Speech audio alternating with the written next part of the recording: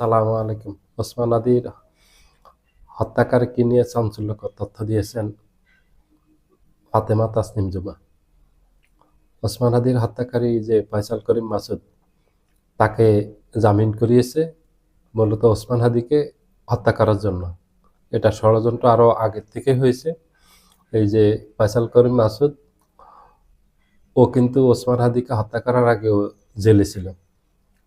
মোহাম্মদপুরে অ্যারেস্ট হয় সেনাবাহিনীর হাতে একটা ডাকাতির মামলায়। 17 লাখ টাকা লুট করে। সেই ডাকাতের মামলায় তাকে হাতে নাতে অ্যারেস্ট করা হয় টাকাসহ। পরে তাকে জেলে পাঠানো হয়। সেই জেল থেকে তাকে জামিন করানো হয় ওসমান হাদিকে হত্যা করার জন্য।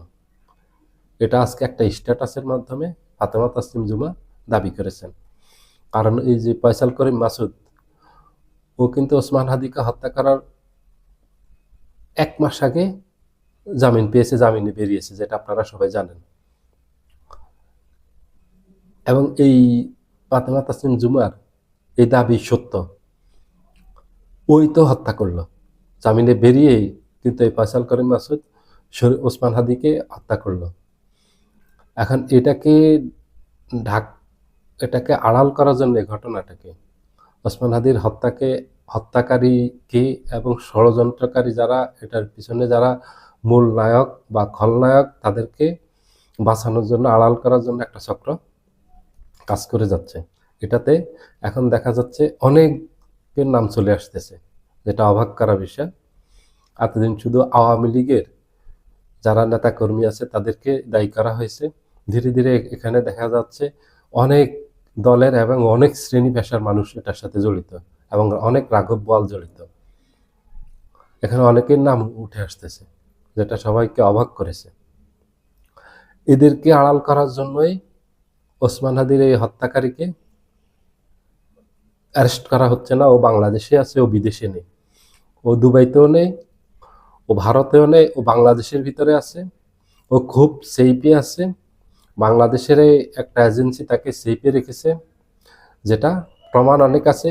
সাংবাদিক ইলিয়াস হোসেন আপনার গত পরশুদিন একটা পোস্ট দিয়েছে যে ঢাকার ওল্ড ডিওএইচএস, যেটা মহাখালীতে, এখানে একজন ব্রিগেডিয়ারের বাসায় আছে। কিন্তু পরবর্তী সময়ে সেটা বিটিআরসি এই পোস্টটা ডিলিট করে দিয়েছে এখান থেকে। কেন ডিলিট করে দিল? আপনারা তদন্ত করে দেখেন, আপনারা ওখানে পুলিশ পাঠান, আপনারা ওখান থেকে আছে কিনা এই সত্যতা যাচাই করেন। এটা বাংলাদেশের সবচেয়ে আলোচিত ঘটনা বর্তমান সময়ের। এটাকে ধামাচাপা দেওয়ার ক্ষমতা কারণে এবং পারবেও না। এটা ইউনূস সরকারও পারবে না, এটা ভবিষ্যতে যে সরকারে আসুক তারা এটাকে হজম করতে পারবে না। এটা তো সহজভাবে শেষ হবে না। ওসমান হাদি 18 কোটি মানুষের ভালোবাসার একটা নাম ছিল। 18 কোটি মানুষ তার জন্য কাঁদছে এই দেশের।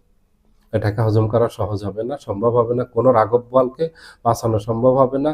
এবং ওসমান হাদির এই হত্যাকারীকে আড়াল করা, তাকে সেভ করা, এটা কারো পক্ষে সম্ভব হবে না। এখানে যেসব রাঘব বোয়ালরা জড়িত আছেন তারা সব বেরিয়ে যাবেন। এটা অন্যান্য 10টা ঘটনার মতো জনগণ দেখতেছে না। এটাকে স্পেশাল একটা ঘটনা হিসেবে দেখতেছে। এটা নিয়ে এখন যে একের পর এক এই ইনকলাব মঞ্চ যে কর্মসূচি দিচ্ছে, এখানে জনগণ সম্পৃক্ত হচ্ছে।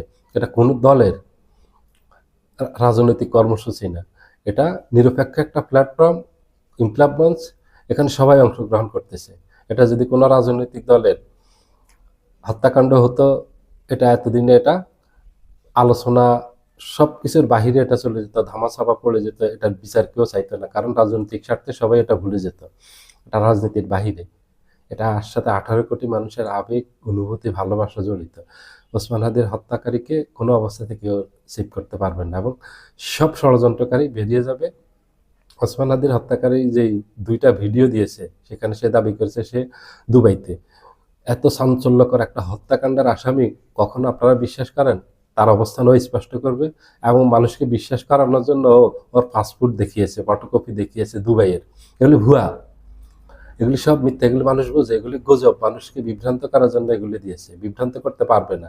কারণ এই জিনিসগুলো ওকে যারা নিরাপদে রেখেছে, যাদের হেফাজতে আছে, এগুলি তাদের পরামর্শে এই ভিডিওগুলিও করতেছে। ও বাংলাদেশের ভিতরে আছে। যদিও দুবাই থাকতো, ও ডক্টর ইউনূসের ক্ষমতা সম্পর্কে জানে। 24-এর 5 আগস্টের পর দুবাইতে আন্দোলন করার জন্য যে 270 জনের মতো আন্দোলনকারীকে যাবজ্জীবন কারাদণ্ড দিয়েছে, 10 বছর জেল দিয়েছে, বিভিন্ন মেয়াদে জেল দিয়েছে দুবাই সরকার। অনেককে একদম সারা জীবনের দিয়েছে। ডক্টর ইউনূসের এক ফোনে তাদের সবাইকে ছেড়ে দিয়েছে। দুবাই সরকার কাছে ডক্টর ইউনূস অনেক বিশাল মাপের একজন মানুষ। শুধু দুবাই না, এটা আরব আমিরাত না, এটা পৃথিবীর সব দেশে ডক্টর ইউনূসের একটা আলাদা মর্যাদা আছে। ওনাদের মর্যাদার কারণে এই একটা কথা বললে যেই কেউ রাখে। এটা আরব আমিরাত সরকারও রাখবেন, দুবাই সরকারও রাখবেন, এটা ও জানে খুব ভালোভাবে। ওকে ডক্টর ইউনূস একটা ফোন করবে, ও দুবাইতে থাকবে, ওকে ঠিক বাংলাদেশের কাছে হস্তান্তর করবে, কোনো কথা শুনবে না। এটাও জানে, ও দুবাইতে নেই, ও ভারতেও নেই। যে জুলকারনাইন সাহেব যে পোস্ট দিয়েছে, ও হলো এই হত্যাকাণ্ডের সাথে জড়িত জুলকারনাইন সাহেব। এই জন্য ও এর পক্ষে পোস্ট দিয়ে একে নিরাপদে রাখার জন্য পোস্ট দিয়েছে। তখন বিভ্রান্ত ছড়িয়েছে মানুষের মাঝে, গুজব ছড়িয়েছে যে হালুয়াঘাট দিয়ে, ময়মনসিংহের হালুয়াঘাট বর্ডার দিয়ে ও ভারতে পালিয়ে গেছে, ও ভারতের এখন গুয়াহাটিতে আছে। ও যেভাবে পোস্ট দিয়েছে জুলকারনাইন সাহেব, মানে ওর সাথে সাথে ছিল। ও এখন কোথায় আছে, 1 মিনিট পরে কোথায় গেছে, 1 ঘন্টা পরে কোথায় গেছে, 2 ঘন্টা পরে, ও সব দিয়েছে। একজন মানুষ তার সাথে থাকলে যেভাবে দিতে পারে বর্ণনা, ও কোথায় যাচ্ছে, কি করতেছে, জুলকারনাইন সাহেব ঠিক সেইভাবে দিয়েছে। কিন্তু তার সকল তথ্য মিথ্যা। ও বাংলাদেশের ভিতরে আছে, ও ধরা পড়বে খুব শীঘ্রই, ও বাঁচতে পারবে না। কারণ ওর ফেস সবার পরিচিত, ওরে কেউ আড়াল করে রাখতে পারবে না। যেখানে রাখুক, যত সেফ জায়গায় রাখুক, আজ হোক কাল হোক, প্রশাসন না ধরলে জনগণ ওকে ধরবে। ওসমান হাদির এই হত্যাকারীকে ধরা হবে, এবং তার মাধ্যমে এর পিছনে ষড়যন্ত্রকারী কারা, ওসমান হাদির হত্যাকারী মূল কারা, এ তো শুট করছে, এ তো ষড়যন্ত্র করেনি, শুট করছে, এর কাজ ছিল এতটুকু। এই ষড়যন্ত্র কারা করছে, এটার সাথে কারা জড়িত, বাস্তবায়ন, অর্থায়ন কারা করছে, এটার পরিকল্পনা কারা দিয়েছে, অস্ত্র যোগান কারা দিয়েছে, ওকে সার্বিকভাবে কারা সহযোগিতা করেছে, ওকে এখান থেকে নিরাপদে এই যে সেফ জায়গায় নিয়ে গেছে কারা, কাদের আশ্রয় আছে, সব বেরিয়ে যাবে। এটার একজনও এখান থেকে মুক্তি পাবে না, একজনও এখান থেকে ছাড়া পাবে না। এই হত্যার বিচার অন্য 10টা হত্যাকাণ্ডের থেকে আলাদা। এই হত্যাকে হজম করতে পারবে না কোনো শক্তি। বাংলাদেশের এমন কোনো শক্তি নেই যে ওসমান হাদির হত্যাকারীকে বাঁচাতে পারবে এবং এটা ষড়যন্ত্রকারীদেরকে বাঁচাতে পারবে। মাঝখানে একটা নাটক করা হয়েছিল, কারণ মূল ষড়যন্ত্রকারীদের বাঁচানোর জন্য তাকে বন্দুকযুদ্ধের নাটক সাজানোর চেষ্টা করা হয়েছিল। তখন সবার ভেতর থেকে একটা আওয়াজ উঠছে, প্রতিবাদ উঠছে যে ক্রসফায়ার অথবা এই বন্দুকযুদ্ধের নাটক যেন সাজানো না হয়, তাকে যেন জীবিত অবস্থায় সশরীরে আদালতে উপস্থাপন করা হয়।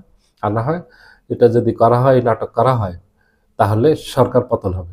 এই ভয়ে আর ওই নাটক সাজাতে পারেনি ক্রসফায়ারের। সবাই ভালো থাকবেন, আল্লাহ হাফেজ।